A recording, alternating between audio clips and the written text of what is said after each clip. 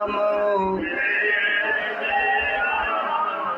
श्री राम जय राम जय जय राम श्री राम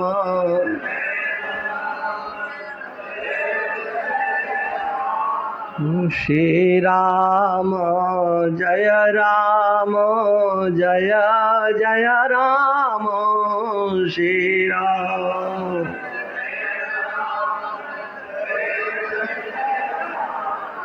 श्री राम जय राम जय जय राम श्री राम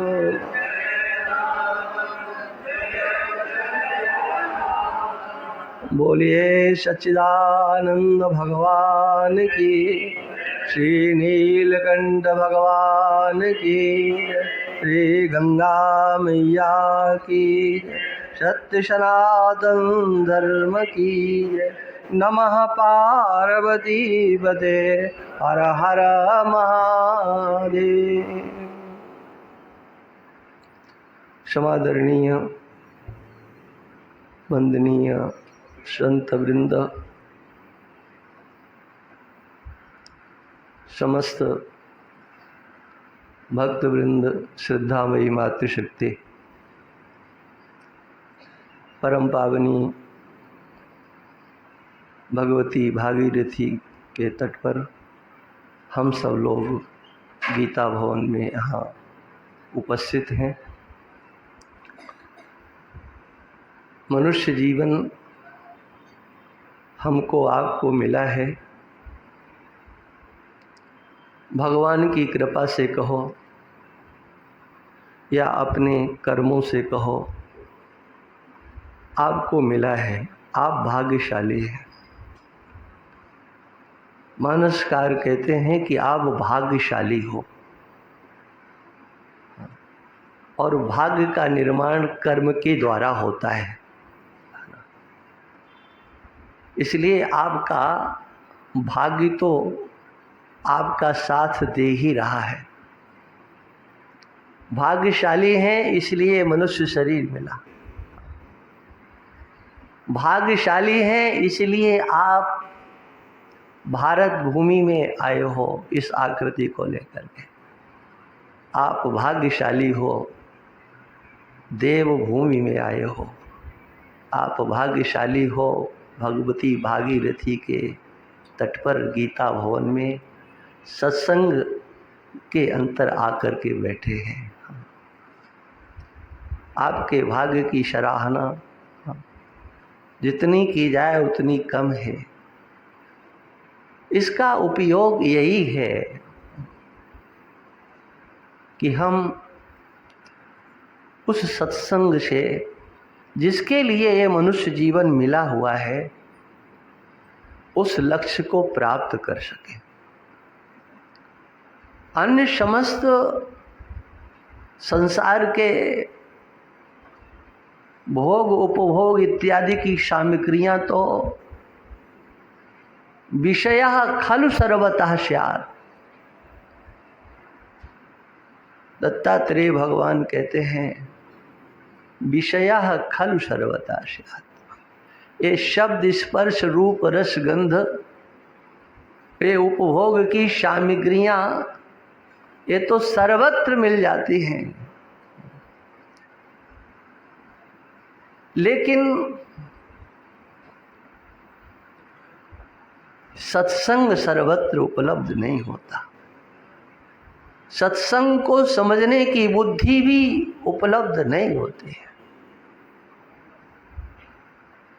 लब्ध्वा कतंचिन नर जन्म दुर्लभम।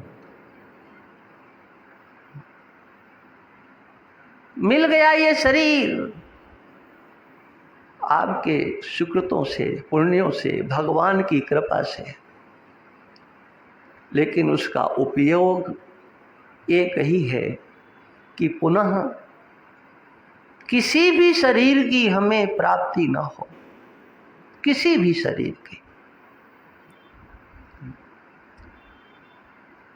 मानवाकृति की ही नहीं, हमें देवाकृति की भी प्राप्ति न हो, हमें देवलोक की भी प्राप्ति न हो, हमें ब्रह्मलोक की भी प्राप्ति न हो। किसी लोक की प्राप्ति होगी, किसी शरीर की प्राप्ति होगी, तो पुनः एक दिन अपने कर्मों का फल भोग करके इसी धूल में आकर के हमें फिर मिलना पड़ेगा। फिर माँ के गर्भ में 9 महीने तक की यातना भोगनी पड़ेगी और फिर वही चक्र चलता रहेगा। आपके सुकृतों में सामर्थ्य बहुत है, ये ध्यान रखना। आप अपने सत्कर्मों के बल पर ब्रह्मलोक पर्यंत तक जा सकते हो। हमारे इतिहास में एक नहीं अनेक कथाएं हैं। मानवाकृति को प्राप्त करके वो तपस्या करते हैं, इंद्रलोक की प्राप्ति कर लेते हैं। यज्ञानुष्ठान इत्यादि के बल पर इंद्र पदवी की प्राप्ति हो जाती है, ब्रह्मलोक की प्राप्ति होती है। लेकिन वह कर्मजन्य लोक स्थायी नहीं होते हैं, उनसे भी नीचे आना पड़ता है। क्षीणे पुण्य मर्त्य लोकम विशंति। जब पुण्य क्षीण हो जाते हैं तो फिर मर्त्य लोक में ही आना पड़ता है। और इसीलिए मानसकार ने ये लिख दिया, ये एक मनुष्य शरीर मिला है, मौका है, इसको गंवाना नहीं है। हमें वह यत्न करना है कि जन्म मृत्यु के प्रवाह से छूट जाए, और उसके लिए सत्संग ही एक सरलतम, सहजतम, सबसे श्रेष्ठ साधन है। और ऐसा साधन है जो हमें भगवत प्राप्ति कराने में समर्थ है। अन्य साधनों के बल पर भगवान मिलेंगे इसकी कोई गारंटी नहीं है।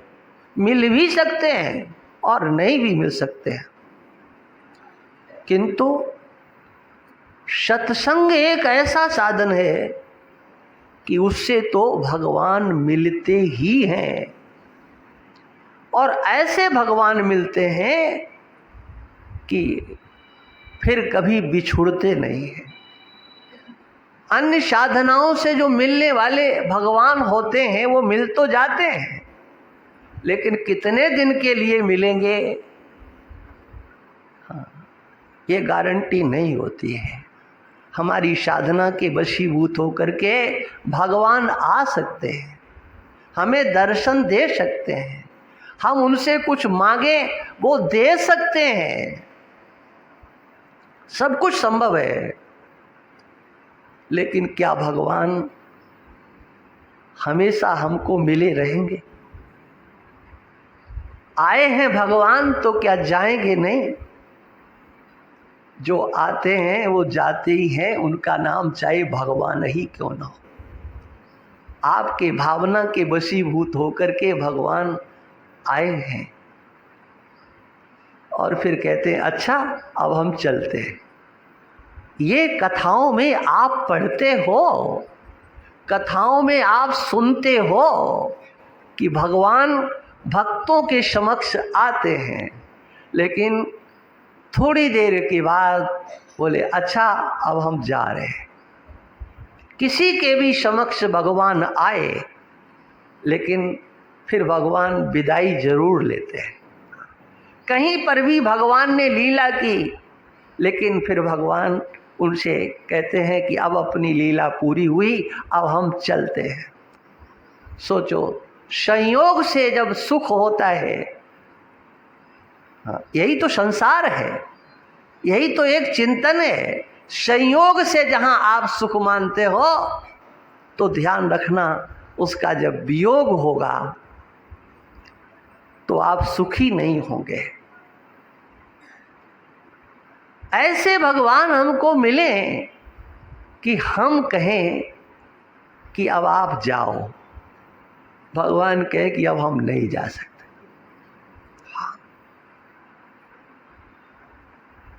ये एक दर्शन है और ये महिमा और किसी में नहीं है। ये महिमा आपके इस सत्संग में है, इतनी शक्ति है। सत्संग से आपकी जो बुद्धि है, आपको जो प्राप्त है, परमात्मा प्रदत्त बुद्धि है, ये हम पिछले दिनों कह चुके हैं। वो प्रज्ञा आपके पास सहज है। यहां पर तो केवल उस प्रज्ञा का परिमार्जन होता है। एक देखने के लिए कहा जाता है, देखो तुम्हारे पास बुद्धि है, उसका विनियोग कहां कर रहे हो, विनियोग कहां करते हो, उसका उपयोग कहां करते हो। आपके पास बुद्धि है, और जहां बुद्धि है वहां पर वह संसार को विषय करती है। आपकी बुद्धि, आपका ज्ञान केवल मात्र प्रत्यक्ष को विषय करता है। जो प्रत्यक्ष है वही सत्य है, और ये केवल आपका ज्ञान नहीं है। एक दिन मैंने कहा था, आपको ध्यान होगा कि आपको दिया तो अज्ञान जाता है, लेकिन ज्ञान समझ करके दिया जाता है। ये सत्य है, ये सच्चा है, ये सच्चा है, और उसे आप पकड़ लेते हो, और ऐसा पकड़ते हो कि फिर सत्संग आपके अंदर घुसता नहीं है। श्रद्धा आप महात्माओं में जरूर करते हो, महात्माओं के प्रति आपकी श्रद्धा है, तभी आप यहाँ बैठे हो। सत्संग में आपकी श्रद्धा है, तभी आप बैठे हो। लेकिन जब सत्संग में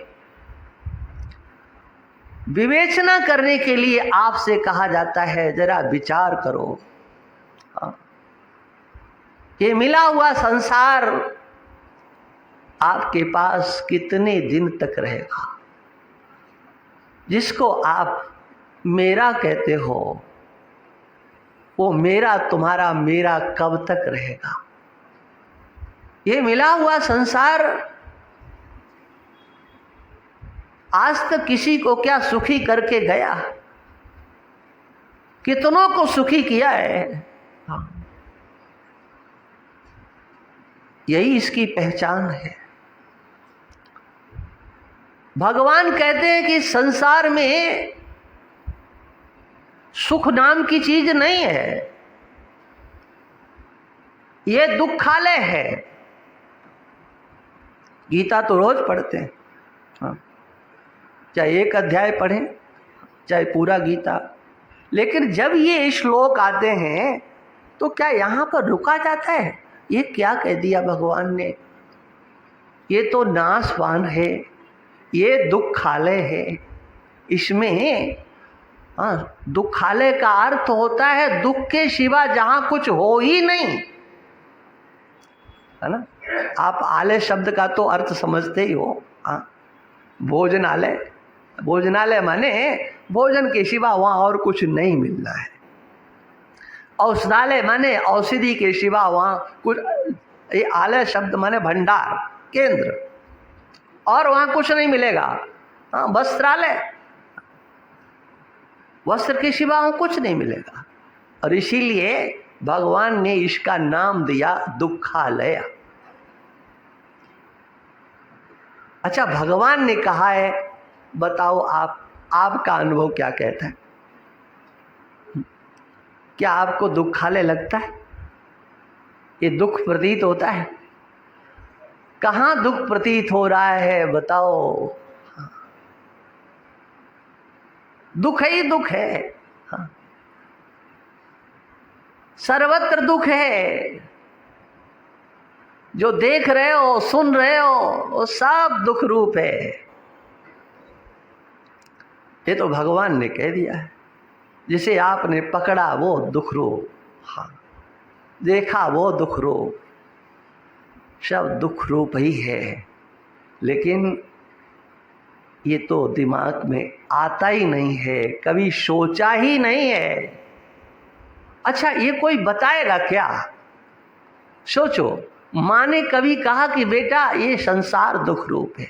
बाप ने कहा क्या? तुम्हारे मित्र ने कहा क्या? कौन कहता है जी? हाँ, अरे कथाओं में क्या कहा जाता है? संसार दुख रूप है।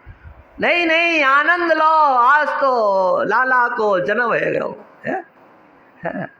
अब आज तो जो है, हाँ अब तो शादी होगी, हाँ रुक्मिणी विवाह होगा, अब ये सुदामा की लीला हो ना।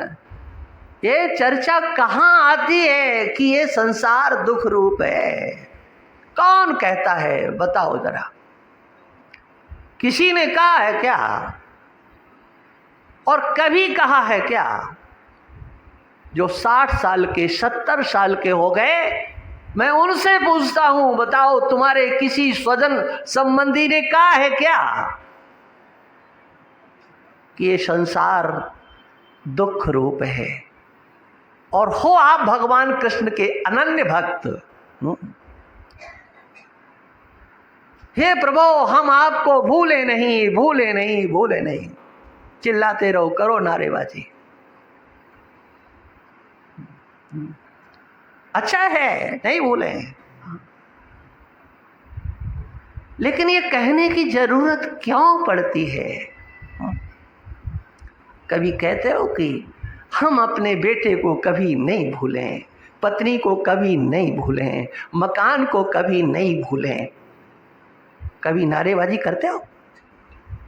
बोलते हो हम भगवान को नहीं भूलें? ध्यान रखना, हाँ, जिसको आपने अपना कहा है, हाँ, उसको जब तक भूलोगे नहीं तब तक वाणी से कुछ भी बको तुम भूले हुए हो,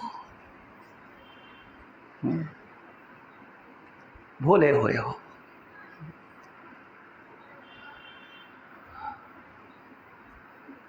ये सत्य है, ध्रुव सत्य है।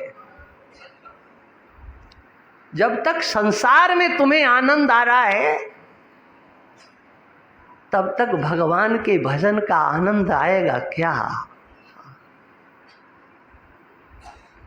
कहीं नहीं आने वाला है। एक माला भी ढंग से कोई घुमा लेता है, बड़ा बहादुर है। संसार में मन इधर से उधर जाए बिना, कुछ सोचे बिना, एक माला, ज्यादा नहीं, माला तो चाहे दिन भर घुमाओ, क्या फर्क पड़ता है? तुम्हारी माला, तुम्हारा हाथ, घुमाते रहो। लेकिन सोचो, हाँ, कहेंगे, ये शिकायत होती है लोगों की, मन नहीं लगता, मन नहीं लगता। आप लोग तो, आप लोगों को तो लगता होगा शायद, हाँ, मन नहीं लगता। हमसे भी पूछते हैं तो उनको क्या बताया जाए? हम तो कुछ नहीं बताते, बल्कि एक सरल उपाय हमने सोच लिया है।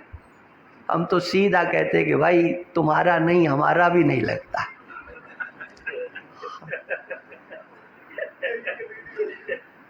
और क्या? अब ज्यादा ज्यादा क्या करेगा? मन में जो सोचेगा सोच लेगा, लेकिन पिंड तो छूटा है, क्या हम उसको बताएं भाई? भगवान का भजन करने में, हाँ, मन लगना ये हंसी खेल नहीं है। विषय भोग, निद्रा, हंसी, जगत प्रीति, बहु बात, नारायण हरि भजन में ये पांचों न सुहात। हाँ। संसार के शब्द, स्पर्श, रूप, रस, गंध, इन 5 विषयों में जो आनंद ले रहे हैं वो भगवान के भजन में आनंद कैसे लेंगे? सोने में बोले नींद आ रही है, नींद आ रही है। हाँ, बैठते हैं माला लेकर के, कब गिर गई पता ही नहीं लगता है। हास उपहास में आनंद लेने वाले, स्वजन संबंधियों के साथ व्यवहार करने में रुचि रखने वाले, पूरे दिन बकबक करने वाले, हाँ, ये पांचों बातें जहां हैं वहां भजन नहीं हो सकता है। और इन सब से उपराम करने वाला कौन है? उपराम करने वाला जो है ना, उसको पर तो आपने कभी दृष्टि ही नहीं डाली। भगवान कृष्ण ने अर्जुन को उपदेश किया। सबसे पहले अर्जुन को आत्मा का स्वरूप क्या है भगवान ने बताया। उस आत्मा के स्वरूप में निष्ठा बनाने के लिए क्या करना है, उसके लिए भगवान ने सूत्र के रूप में कहा कि निष्काम कर्म करो, कर्मण्येवाधिकारस्ते। तुम अंतर में बैठे हुए उस अपने विज्ञान की शरण में जाओ, यथार्थ ज्ञान की शरण में जाओ, जो तुम्हारी बुद्धि का यथार्थ विषय है।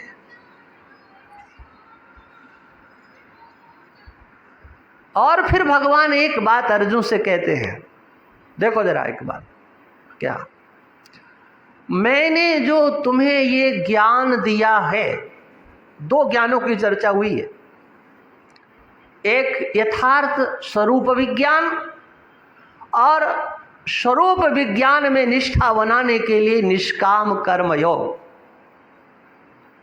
हाँ, कर्मण्येवाधिकारस्ते मां फलेषु कदाचन मां कर्म फल हेतुर्भूः मां ते संगोऽस्त्व कर्मणि योगस्थः कुरु कर्माणि संगम त्यक्त्वा धनंजय सिद्ध सिद्ध्यो समो भूत्वा समत्वम योग उच्यते।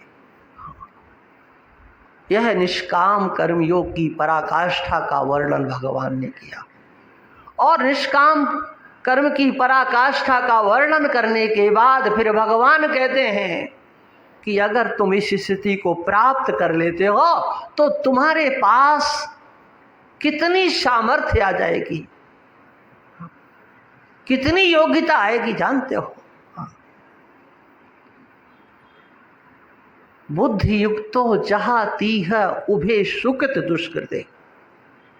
अर्जुन, जब ये निष्काम कर्म योग से तुम्हारे अंतःकरण की शुद्धि हो जाएगी, उस समय पर बुद्धि योग की प्राप्ति होगी।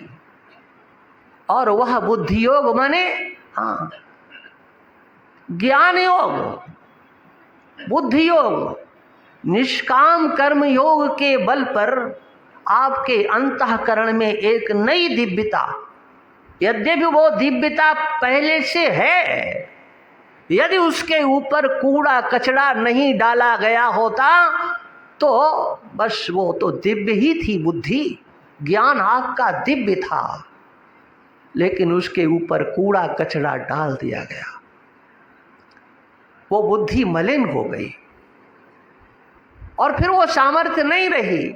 नहीं तो कर्म करते हुए चाहे जैसा कर्म हो, अच्छा या बुरा, पुण्य या पाप में, धर्म या अधर्म, उनके द्वारा होने वाले समग्र सुख दुखात्मक फल, आपके अंदर इतनी सामर्थ्य है, उभे सुकृत दुष्कृते, दोनों को तुम छोड़ दोगे, ये है सामर्थ्य किसकी? आपकी।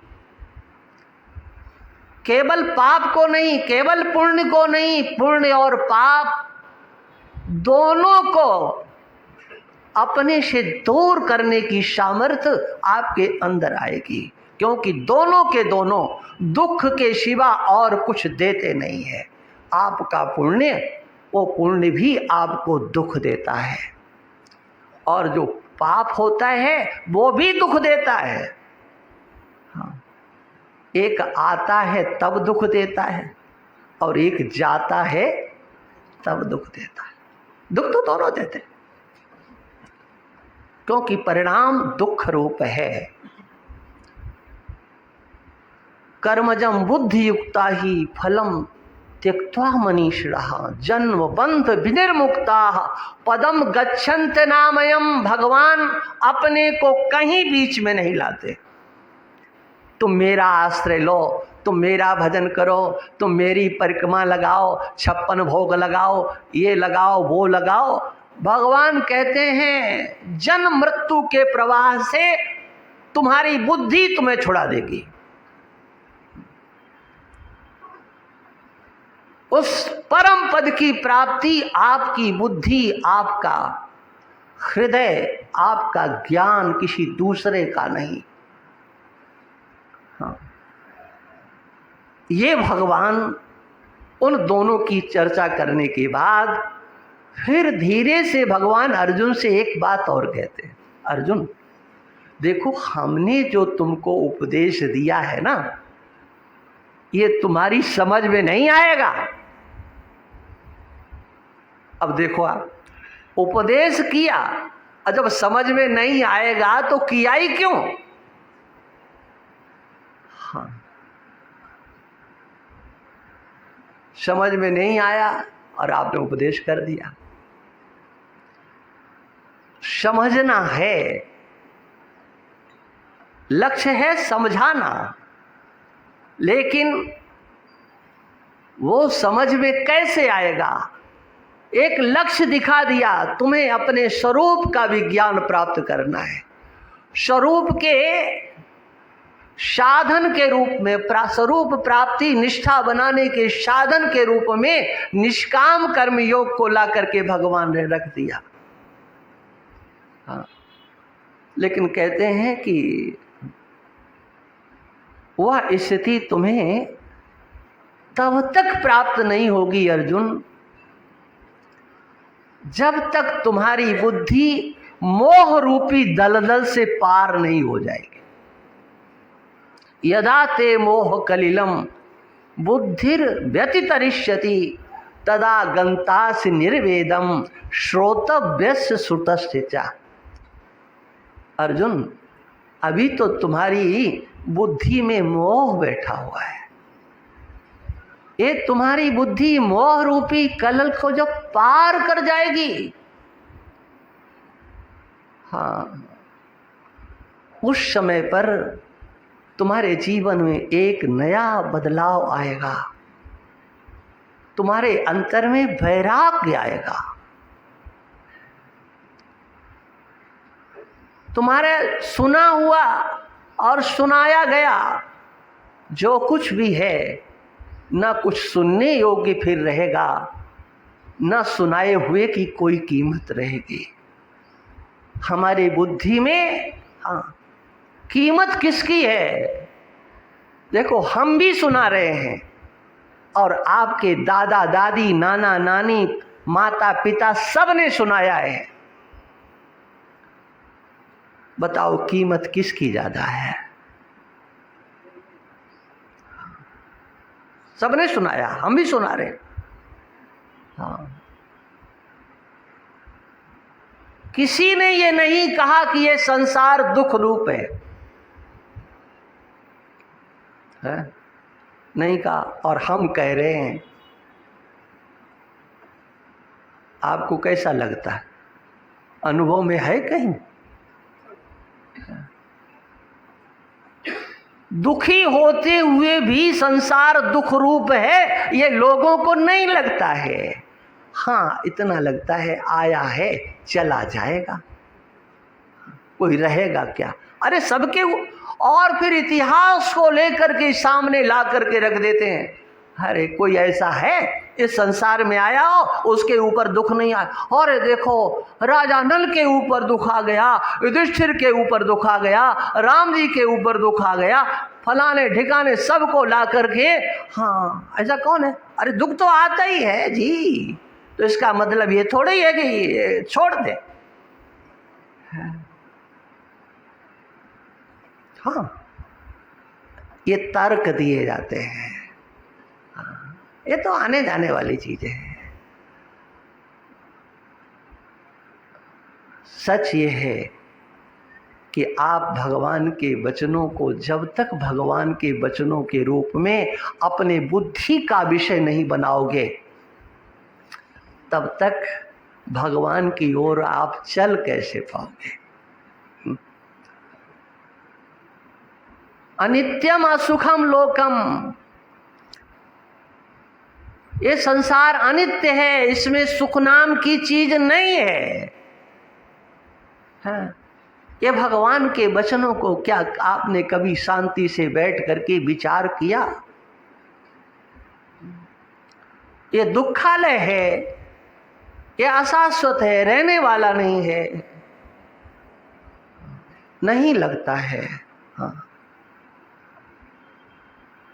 बल्कि लोक में तो ये देखा जाता है, सुख के लिए दिखाई पड़ रहा है कि दुख है, फिर भी उसका वर्ण कर लिया जाता है, बल्कि और उस दुख को महिमा मंडित कर दिया जाता है। अरे ऐसा दुख तो वंदनीय है, हाँ वंदनीय है।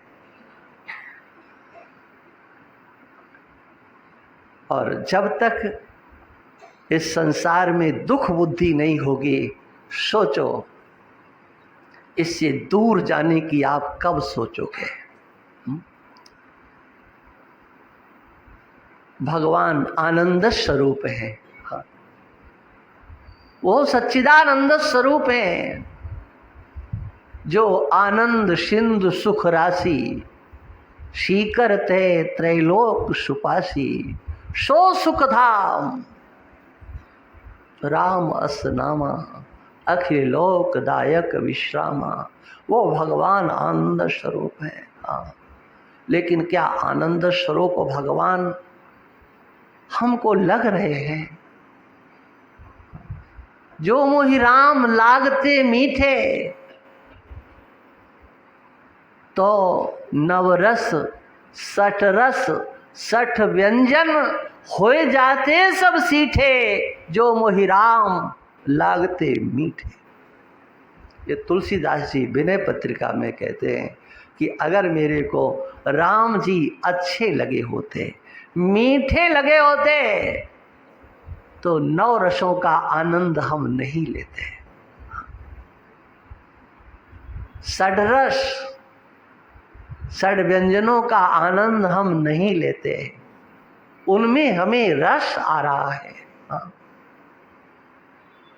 कितना आनंद आता है। एक बार श्री धाम वृंदावन में थे, तो हमारे पूज्य महाराज श्री के पास एक माता, वृद्धा, बुढ़िया कहना तो ठीक नहीं, हाँ, वो ब्रज की थी। और उस समय महाराज श्री उन गांव में विचरण करते थे, वहीं की देवी।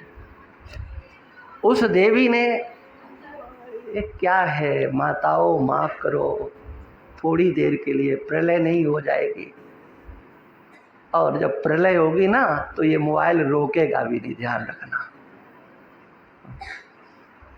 तो पूज्य महाराजा श्री से उस माता ने कहा कि महाराज, हाँ, ये ब्रह्मानंद क्या होता है? अब मैंने सोचा कि इसको महाराज जी क्या बताएंगे। तो महाराजा श्री ने कहा, अरे देवी कुछ नहीं, जब पोते को गोद में खिलाया जाता है तो जो सुख मिलता है उसी का नाम ब्रह्मानंद होता है। बोले हाँ महाराज, सोई तो हम कहे। हाँ हाँ, अब सोचो आप। हाँ, हाँ। ये देखिए गोस्वामी जी महाराज ने कैसा, हाँ, इसका वर्णन किया है, और आप सब लोग उसको पढ़ते हो। दशरथ पुत्र जन्म सुनि काना, आगे क्या लिखा है? मानो ब्रह्मानंद समाना। ये कथा है, इस आपकी कथा है, दशरथ की नहीं है। ये प्रत्येक बाप की कथा है। हाँ नारायण, ठीक है कि नहीं? हाँ, बाप की, दादा की, दादी की, नाना की, नानी की, सबकी कथा यही है। उससे बड़ा और कुछ श्रवणानंद है क्या? हाँ, वो आनंद कभी भगवान की कथा सुनकर के आया? वो आनंद कभी क्या भजन करते हुए आता है?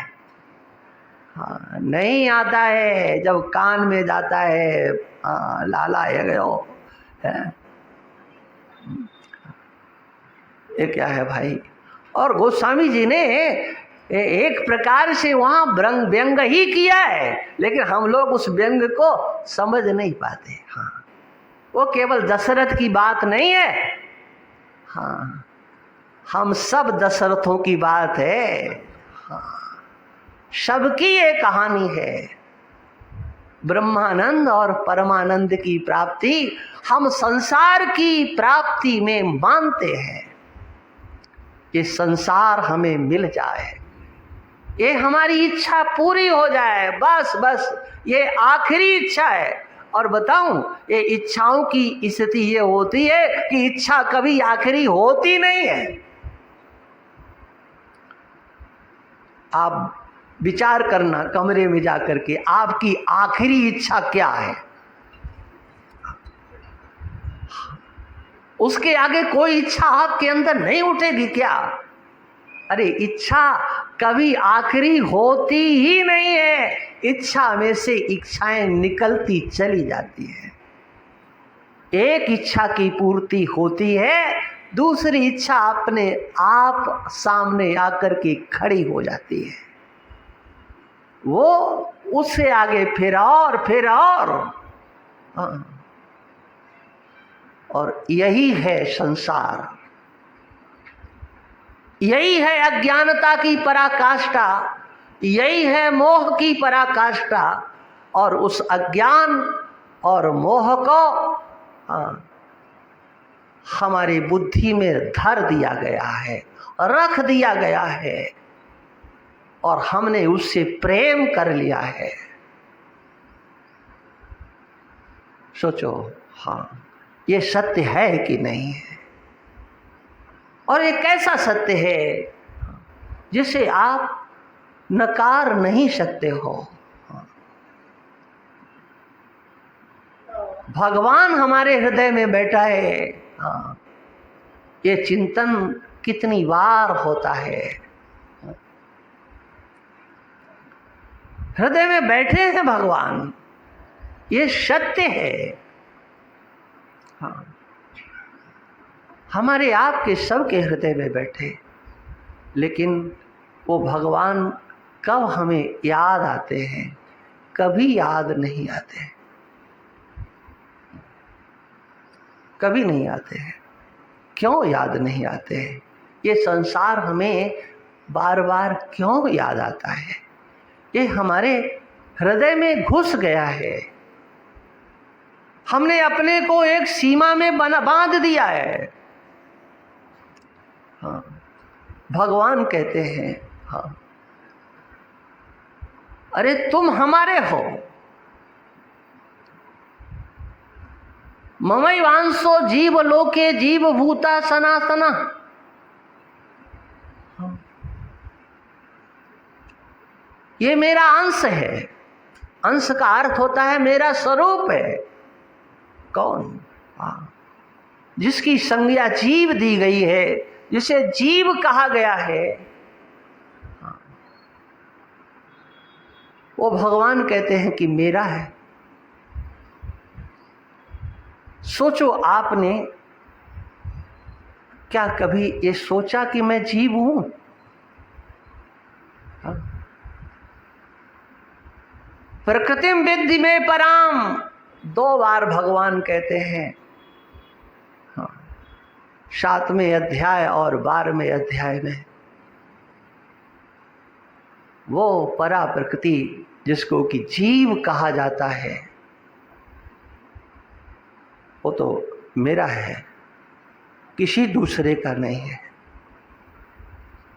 लेकिन आपने अपने को जीव के रूप में माना ही नहीं है। और जब जीव के रूप में आपने अपने को नहीं माना है, तो भगवान चाहे जितनी नारेबाजी करे, चिल्लाएं, ये मेरा है, ये मेरा है, ये मेरा है, आप तक उनकी आवाज कहां जाएगी? क्या आप उनकी आवाज को सुन पाओगे? क्या आपके कानों में ये श्लोक कभी नहीं गया? क्या आपने इस श्लोक का पाठ नहीं किया? क्या आपने अपनी आंखों से भगवान के इस वचन को नहीं पढ़ा? जाने कितनी बार पढ़ा है, उंगलियां घिस गईं, पन्ना पलटते पलटते पन्ने भी पतले हो गए। लेकिन क्या हमारी बुद्धि में आया ये भगवान क्या कह रहे हैं? ये मेरा ही है, मम एव। मेरा कहना और मेरा ही कहना, इसमें अंतर होता है। हाँ, देखो आप, हाँ, मम एव, भगवान कहते मेरा ही है और किसी का नहीं है। ये मेरा ही स्वरूप है। जिसकी संज्ञा जीव कही जाती है, वो मेरा स्वरूप है, एक जैसा रहने वाला है। लेकिन सोचो, क्या हम ये कभी कह पाते हैं कि हम भगवान के हैं? बोले हाँ, कह देते हैं, हम भगवान के हैं, हम भगवान के हैं। अच्छा, जैसे भगवान कहते वैसा कह लेते हो क्या? हम भगवान के ही हैं, ऐसा बोल देते हो? हम भगवान के ही हैं। कभी तुम्हारे हृदय से ये निकल ही नहीं सकता। और जिस दिन निकल गया, हाँ, उस दिन फिर अंदर जाने के लिए कुछ बचेगा नहीं। निकालो ये आवाज, हम केवल भगवान के ही हैं, केवल भगवान के। लेकिन ये आवाज तब निकलेगी यदा ते मोह कलिलम बुद्धिर्व्यतितरिष्यति। मोह रूपी दलदल से जब ये बुद्धि आपकी पार हो जाएगी। अरे आप कितनों के हो, विचार करो। यही तो मोह का स्वरूप है। अहम एते शाम मम एते। हाँ, क्या अर्जुन को पता नहीं था कि मुझे अपने स्वजन संबंधियों से युद्ध करना पड़ेगा, भाइयों से युद्ध करना पड़ेगा? अर्जुन को पता नहीं था क्या? क्या अर्जुन को यह पता नहीं था कि द्रोणाचार्य से हमको युद्ध करना पड़ेगा? क्या अर्जुन को यह पता नहीं था कि महाराज भीष्म से हमको युद्ध करना पड़ेगा? हाँ?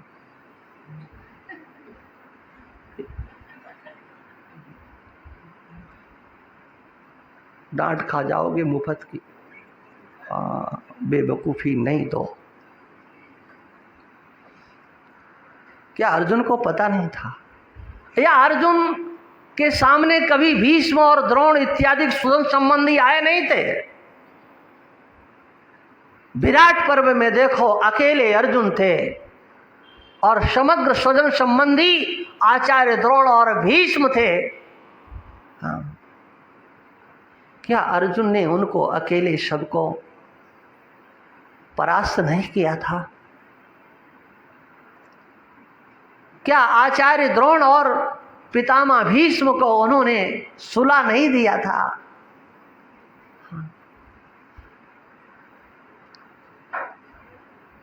लेकिन ये सब क्या है? देखो, थोड़ी देर के लिए कोई घटना हो जाए, उस विषय अलग होता है, लेकिन उस घटना का परिणाम जब सामने आता है तो फिर स्थिति बदल जाती है। अर्जुन को पहले से पता था, लेकिन जब लगा कि अब तो युद्ध होगा ही, और देखा ये तो सब मरने वाले ही हैं, और अगर युद्ध होगा तो ये मरेंगे और इन्हें कोई दूसरा नहीं मारेगा, मैं ही मारूंगा। हाँ, ये अर्जुन खुद कहते हैं, स्वजनम ही कथम हत्वा सुखिना श्याम माधवा। इन स्वजनों को मार करके मैं कैसे, मैं इनको मारना नहीं चाहता हूं। क्यों? हाँ, बोले ये हमारे हैं। अहम एते शाम, अहम एते शाम, मैं इन सबका हूं, कोई ऐसा नहीं है। हाँ, और ये अर्जुन का जो अंतर का चिंतन है, बताओ क्या आप सबका नहीं है? आपका परिवार, परिवार में 4 लोग हैं, 6 लोग हैं, 8 लोग हैं, हाँ, बेटा बेटी, बहू, पोता पोती इत्यादि, माता पिता सब। बताओ आप उनमें से 8 में 10 में किसके हो? किसके हो आप? कह सकते हो कि हम केवल इन्हीं के हैं? कह भी मत देना, हिम्मत भी नहीं है, नहीं। इसलिए ये भगवत पाद शंकराचार्य भगवान का वचन है जो मैंने बोला है। अर्जुन के अंतर की स्थिति क्या है? बोले अहम एते शाम, मैं इन सबका हूं। यही तो कहानी सबकी होती है, वो परिवार के किसी एक व्यक्ति का नहीं होता है। मैं तो सबका हूं, और सबके में भी एक उंगली इन सबका हूं, पड़ोसी के लिए नहीं जाती है। हाँ, अहम एते शाम, जो हमारी उंगली का संकेत का विषय बनते हैं, ये हाँ, हम इनके हैं। और फिर हम कहते हैं क्या कि हम भगवान के हैं, है ना, हम भगवान के हैं। सोचो, ये जो तुम बोल रहे हो वो सत्य है, या हम इनके हैं ये सत्य है? आप कहाँ बैठे हुए हो? कुछ कहो हृदय से कम भगवान के लिए तो सत्य सत्य बोलो। भगवान के सामने तो, भगवान से तो झूठ मत बोलो। आप सोचो स्थिति क्या है। ये आपके ही हैं, मामा एते, ये भी हम इनके हैं और ये मेरे हैं। सोचो इन दोनों स्थितियों में आप खड़े हो कि नहीं खड़े हो? इससे दूर कौन आपको ले जाएगा? कैसे आप दूर जाएंगे?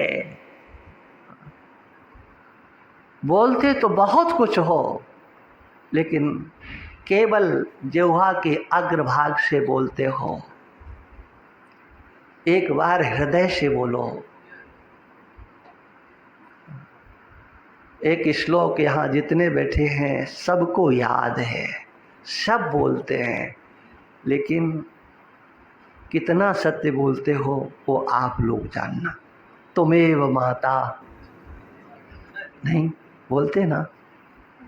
कुछ भी होता है, आरती कर रहे तुमेव माता, गंगा जी नहाए हाथ जोड़े तुमेव माता, सब जगह तुमेव माता च पिता तुमेव। लेकिन हाँ, सोचो कितना सच है ये।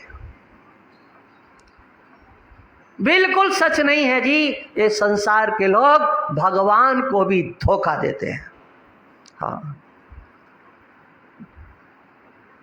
तुम्हारी माँ माँ नहीं है तुम्हारे लिए, पिता पिता नहीं है, हाँ, स्वजन स्वजन नहीं है, हाँ, अरे पैसा, हाँ,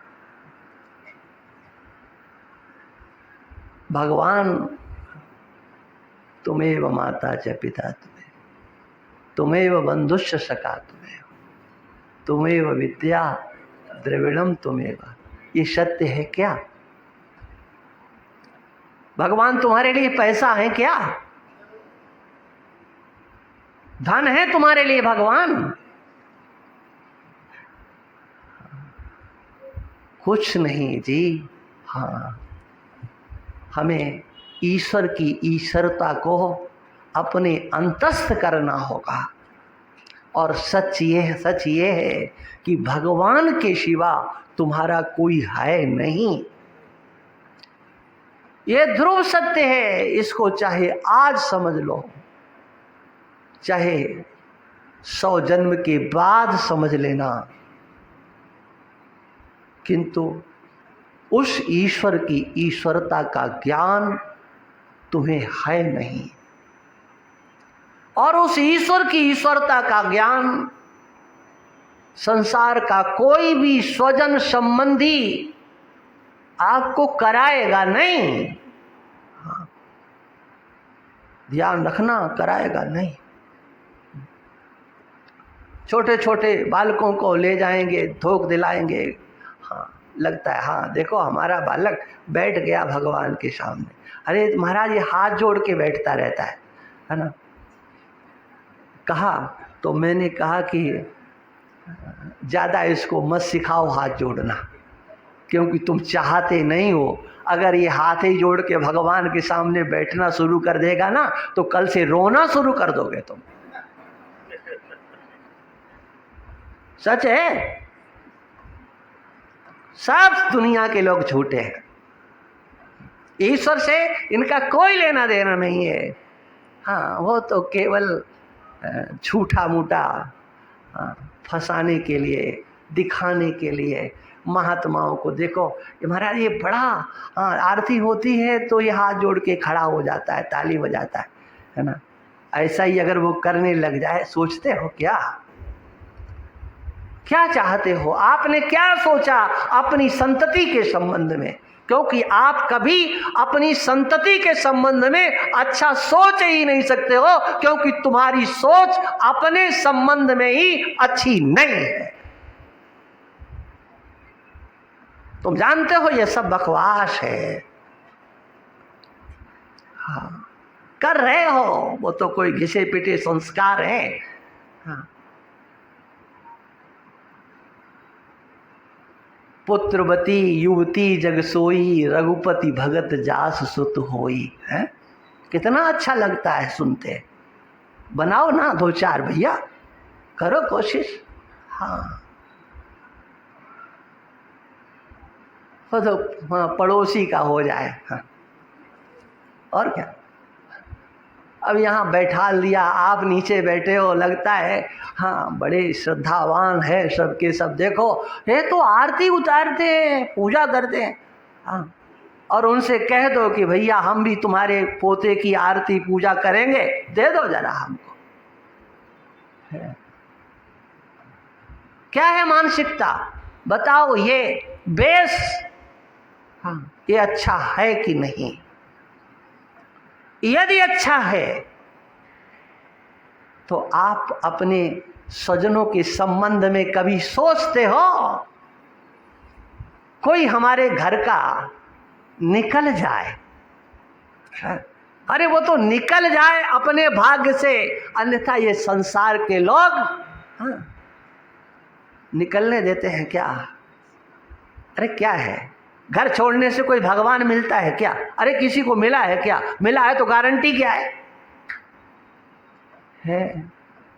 अरे देखो देखो हाँ, उनका वो कुछ नहीं है। ये श्रद्धा हम बकवास मानते हैं। हाँ, सच्चाई क्या है हाँ, उसको समझो।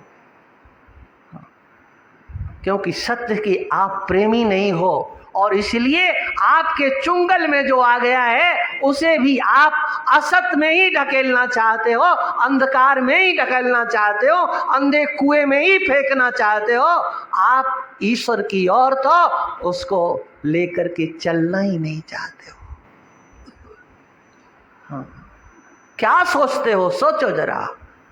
हाँ, बालक गोद में आता है, आपकी कल्पना क्या होती है? अरे गोद की बात छोड़ दो, माँ के उदर में होता है तो कल्पना क्या होती है? मेरा बालक कैसा हो, सोचो कैसा हो। सुखदेव बन जाए, सनक सनंदन सनत्कार कुमार की तरह से हो जाए। हाँ, शंकराचार्य, रामानुजाचार्य, ये सब बचपन से घर छोड़ करके समाज के लिए, धर्म के लिए, राष्ट्र के लिए निकले थे ना। हमारा बालक 5 वर्ष की अवस्था में जैसे ध्रुव निकल गए थे, ऐसे हमारा पोता भी 5 वर्ष की अवस्था में जंगल में चला जाए, भगवान का दर्शन कर ले। क्या कभी सोचते हो? हमारा बालक प्रहलाद बन जाए। तुम भगवान को तो अपना बालक बनाना चाहते हो, लेकिन अपने बालक को भगवान नहीं बनाना चाहते हो। हाँ, परमात्मा बालक बन जाए, लेकिन तुम्हारा जो बालक है ना, वो महात्मा भी नहीं बने। इस सोच से पार जाने के लिए कोई संसार में रास्ता नहीं है, एक रास्ता है, उसका नाम है यथार्थ सत्संग। सत्संग ही एक ऐसा साधन है जो समस्त ग्रंथियों का भेदन करता है, समस्त कमजोरियों को दूर करता है। वह सत्य, वह तथ्य कोई बता नहीं सकता। या तो उसका नाम ईश्वर होगा या उसका नाम महात्मा होगा, इसके सिवा कोई इस सत्य का दर्शन करा ही नहीं सकता है। इसलिए सत्य को समझना है तो सत्संग का आश्रय लेना पड़ेगा। श्री राम जय राम, जय जय राम, श्री राम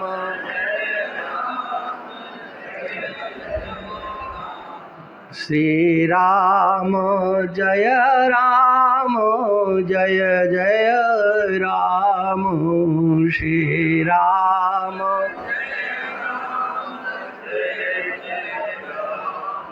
श्री राम जय राम, जय जय राम, श्री राम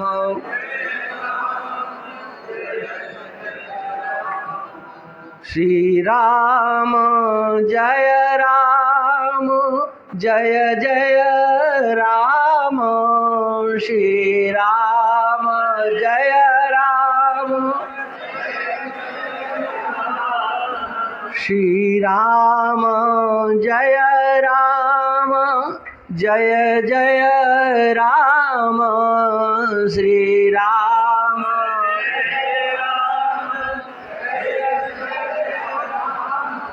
श्री राम जय राम, जय जय राम, श्री राम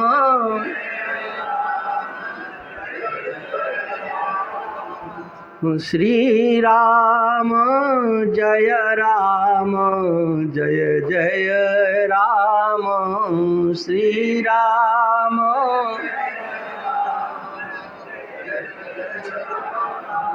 बोलिए सच्चिदानंद भगवान की।